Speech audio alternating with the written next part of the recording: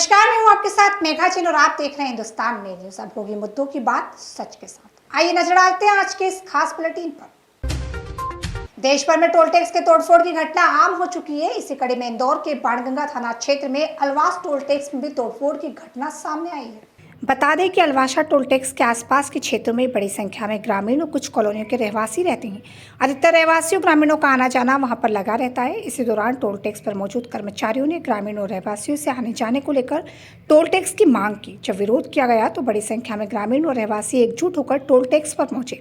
वहां पर मौजूद कर्मचारियों से बातचीत करने लगे। इस दौरान टोल टैक्स पर मौजूद कर्मचारियों ने ग्रामीणों से अभद्रता कर दी। इसके बाद ग्रामीण और रहवासियों ने जमकर उनकी पिटाई कर दी। पूरी घटना वहां लगे सीसीटीवी कैमरे में कैद हो गई और सीसीटीवी कैमरे के वीडियो सोशल मीडिया पर जमकर वायरल हो रहे हैं। मामले की जानकारी बाणगंगा पुलिस को की और बाणगंगा पुलिस ने सीसीटीवी के आधार पर अलवासा क्षेत्र के विभिन्न ग्रामीणों के खिलाफ विभिन्न धाराओं में प्रकरण दर्ज कर पूरे मामले की जांच पड़ताल शुरू कर दी है। पुलिस का कहना है कि पूरे ही मामले में टोल टैक्स के कर्मचारियों की टोल टैक्स पर तोड़फोड़ और मारपीट करने वालों के खिलाफ प्रकरण दर्ज कर लिया है। कि वो जब कल टोल नाके पे ड्यूटी कर रहे थे तो उस टाइम पे एक एसएलवी गाड़ी आई और उसका जो चालक था वो टोल ना देने पे अड़ा हुआ था कि मैं ग्राम अलवासा पास का ही रहने वाला हूँ, जो कि उसके 3 किलोमीटर परिधि में आता है। वो उसने कहा कि मैं यहीं गांव अलवासा का हूँ, मैं टोल नहीं दूंगा। तो उन्होंने बोला कि आप अपने आईडी बता दीजिए ताकि इसे तस्दीक हो कि आप अलवासा के रहने वाले हैं। लेकिन इस पर उस चालक के द्वारा कोई आईडी नहीं दिखाई गई और इस पर जो भी कर्मचारी था उसने गाड़ी को नहीं जाने दिया। कुछ टाइम बाद में वो जो वाहन चालक था वो अपने साथियों के साथ में आया और टोल नाके पर तोड़फोड़ की और जो कर्मचारी हैं अक्षय सागरे उनके साथ मारपीट भी की है। उस पर से प्रकरण पंजीबद्ध किया गया है। पति की लंबी उम्र के लिए निर्जला उपवास रखकर इंतजार कर रही थी महिला। पति के द्वारा घर लेट आने पर विवाद के बाद महिला ने जहरीला पदार्थ खाकर दे दी जान। पति ने भी पत्नी की मौत की खबर सुनने के बाद जहरीला पदार्थ खाकर खुद को मौत के गले लगाया। मामला परदेसीपुरा थाना क्षेत्र की सुभाष नगर कॉलोनी में रहने वाले पति पत्नी का है। जहरीला पदार्थ खाकर आत्महत्या कर ली। बताया जा रहा है कि करवा चौथ के दिन पत्नी सोनू कनोडिया अपने पति शेखर कनोडिया का इंतजार कर रही थी। भूखी प्यासी अपने पति की लंबी उम्र के लिए दुआएं मांग रही थी।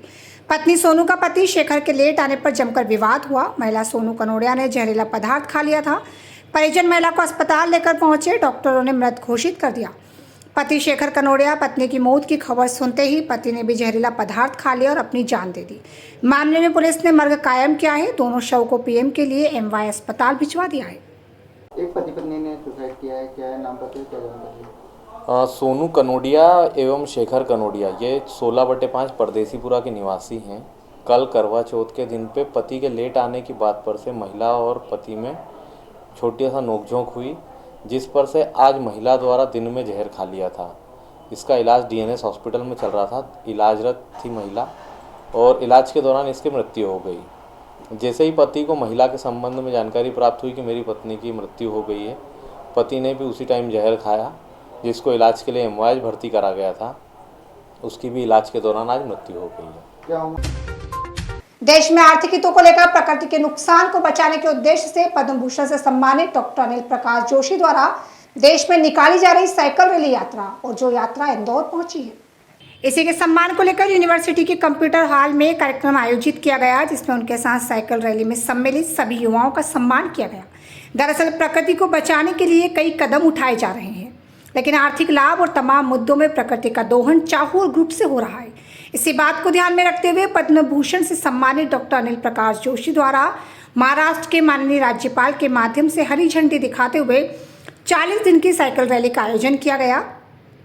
यह साइकिल रैली 2000 किलोमीटर का सफर तय करने के साथ उत्तराखंड देहरादून पहुंचेगी। इसी के चलते 14 दिन पूरे होते ही साइकिल चालक इंदौर पहुंचे। यूनिवर्सिटी में पद्म भूषण धारक श्री जोशी का सम्मान किया गया। इस मौके पर पद्मश्री डॉक्टर जनक पलटा, डीएवी विश्वविद्यालय कुलपति डॉक्टर अनीता जैन, कुल सचिव डॉक्टर अनिल शर्मा मुख्य रूप से मौजूद रहे। किसी के साथ शहर के गणमान्य नागरिकों द्वारा उनका सम्मान किया गया। इस साइकिल रैली का मुख्य उद्देश्य प्रकृति को बचाना, देश में जन जागरूकता फैलाना है। प्रकृति का दोहन रोका जाए और अधिक से अधिक प्रकृति को बचाया जाए।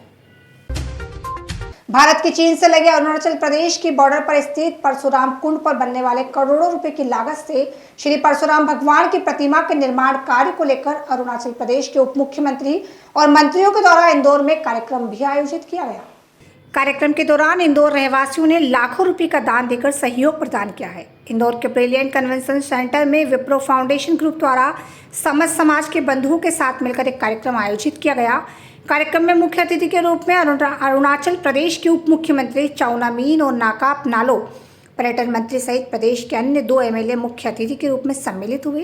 कार्यक्रम का मुख्य उद्देश्य अरुणाचल प्रदेश के लोहित जिले में श्री परशुराम कुंड में तीर्थ के रूप में निर्मित करने के उद्देश्य से वहां पर 51 फीट की पंचधातु की प्रतिमा स्थापित की जाएगी। प्रतिमा स्थापित करने को लेकर अरुणाचल प्रदेश के उप मुख्यमंत्री का कहना था कि प्रदेश में पर्यटन को बढ़ावा देने के साथ ही धार्मिक भावनाओं को बढ़ावा देना है। अरुणाचल प्रदेश चीन की बॉर्डर से लगा हुआ है।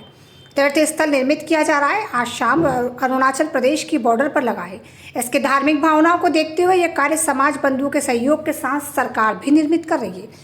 करोड़ों रुपए की लागत से घाट बनाए जाएंगे। श्रद्धालु वहां पर आकर विधिवत पूजा अर्चना कर सके। इसी के साथ उनका इंदौर में स्वच्छता को लेकर काफी उत्साह देखा गया।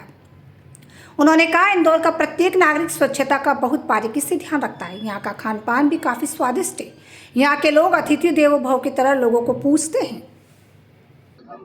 जो आयोजन चल रहा है उसमें अरुणाचल सरकार भी शामिल है। अरुणाचल सरकार का तरफ से उनके मदद के लिए जो भी दरकार होगा या हमारा परशुराम कुंड को विकसित करने के लिए एक बड़ा तीर्थ स्थान के रूप में जो हम बनाने जा रहा है, उनके लिए जो भी उनका कदम होगा उनमें हम पूरा के पूरा उनका साथ है।